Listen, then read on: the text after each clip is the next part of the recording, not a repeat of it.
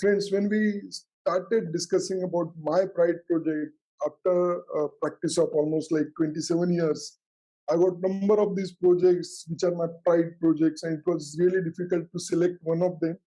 So I'm just going through a slideshow where I've got few projects which are really my pride project, but I don't want to show them today. My today's presentation would be on one Avighna part, and the reason behind that project I'll again tell.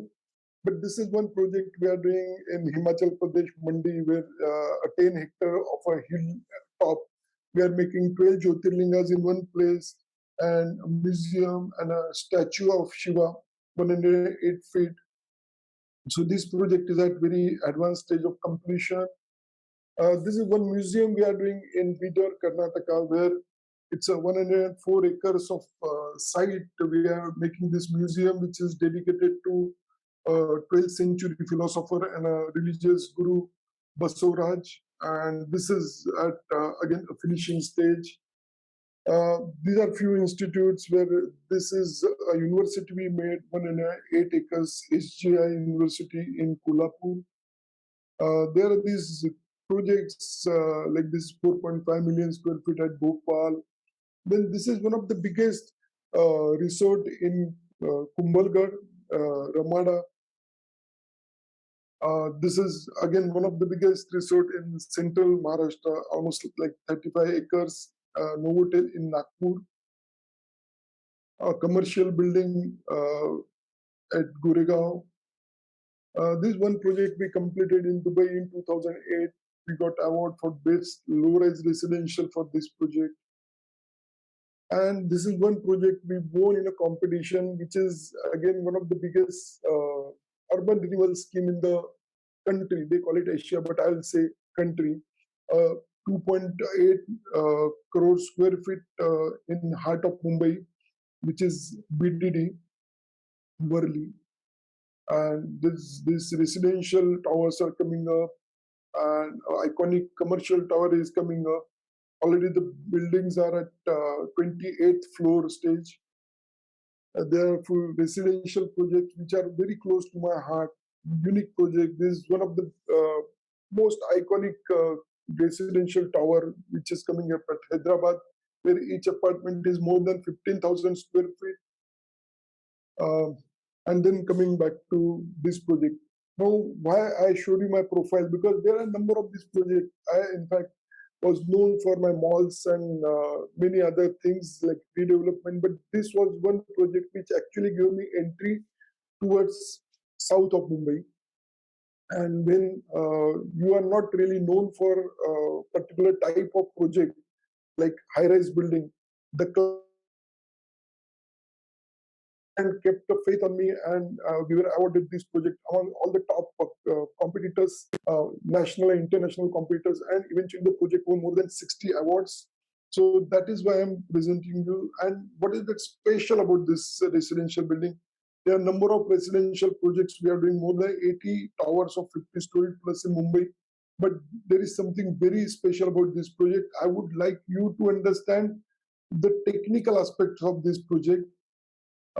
So although this is like 61 storied residential tower, which was highest occupied residential tower for 18 months in the country, the records are to be broken eventually, but this was the tallest for almost like 18 months.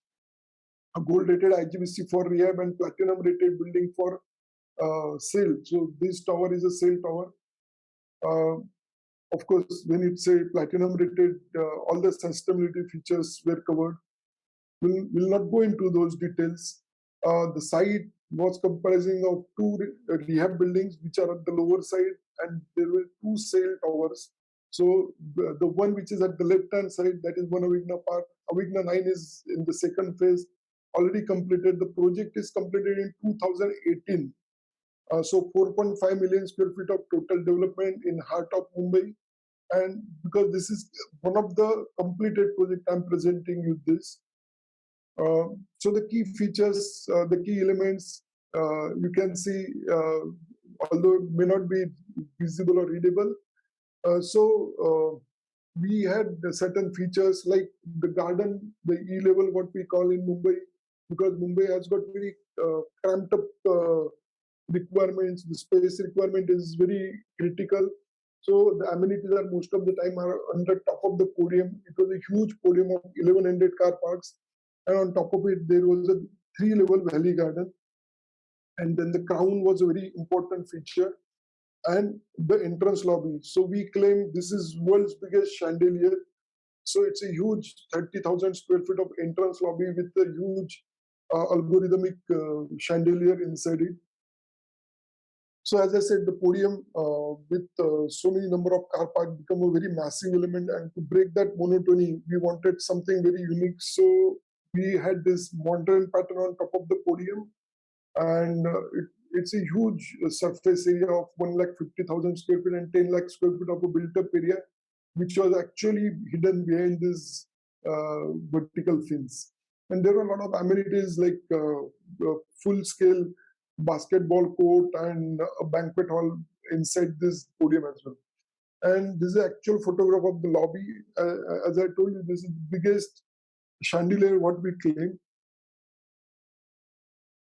These are very old sections, but a very unique point in this is like this is a huge cantilever, almost like 9,000 square feet of a huge cantilever, which is jutting out of the building at the podium level, and there is a huge porch below that.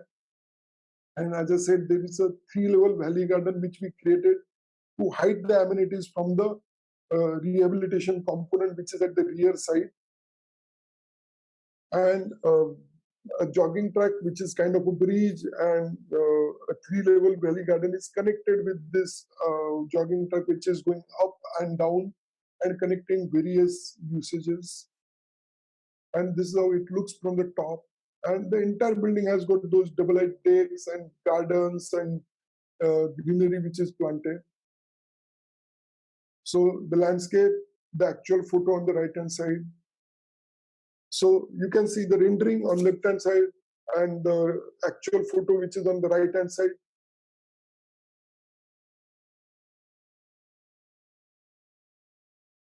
No, the most important aspect of this whole project was the structural system of it. So we, although everybody uses aluminum formwork, which we call my one, it's an aluform shuttering, which is a very normal practice. But besides aluminum shuttering, this building had a very peculiar structural system, which was a flat plate slab.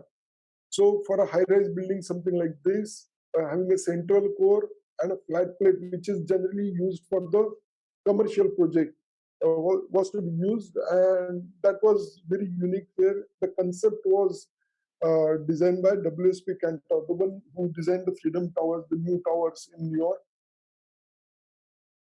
And to release the pressure, because the building form is like wind scoop, natural wind scoop. So to release the pressure, wind pressure, we created these vertical wind tunnels, and we kept this vertical axis wind turbines into them.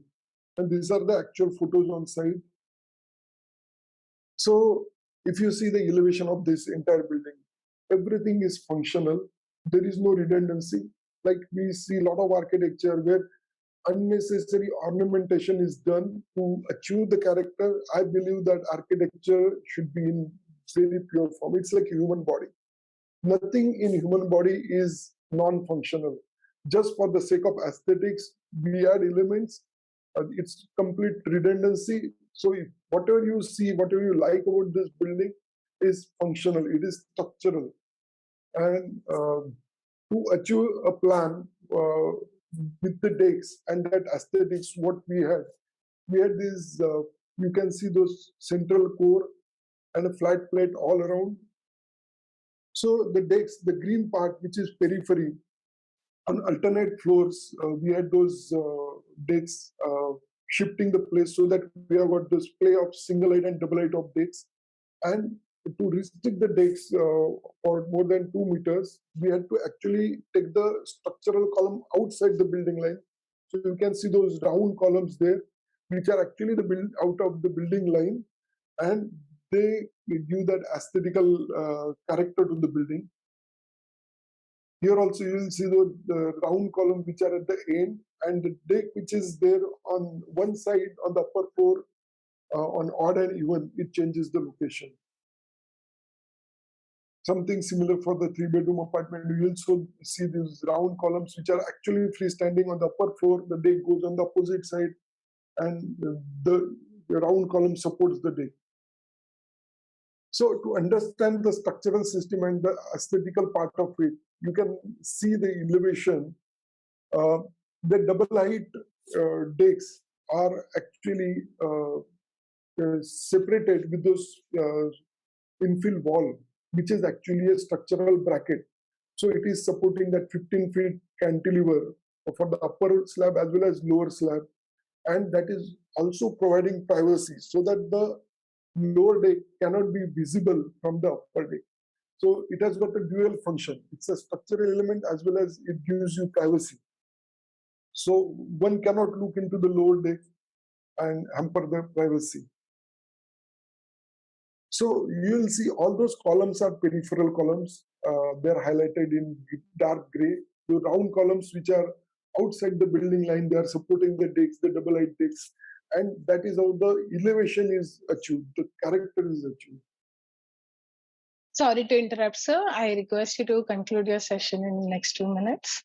Yes, ma'am. So the brackets, you can see, this is how the brackets and those freestanding columns are there. Then this is those huge jogging track which is there on the top of the 9th floor, supported by 4 mammoth columns, and there is a swimming pool on top of it. So this is whole 9,000 square foot of a porch, and on behind it there is a health club. So this is how the jogging track and the health club looks like, and this is how the entrance porch looks like. So they are like 30-meter tall columns supporting that huge cantilever on top. It is no more cantilever because it is supported, and all those amenities above that, and then the entrance lobby below that. This is how it looks like. These are the actual photos of the building, and there is one small AV. So you also see those 4 punctures for wind tunnel, the entrance lobby, side, the porch, the chandelier, the amenities. It's like 1,20,000 square foot of clubhouse for this building. The built-up area is approximately 2.8 million square feet for this single building. Guest rooms inside, and that's it.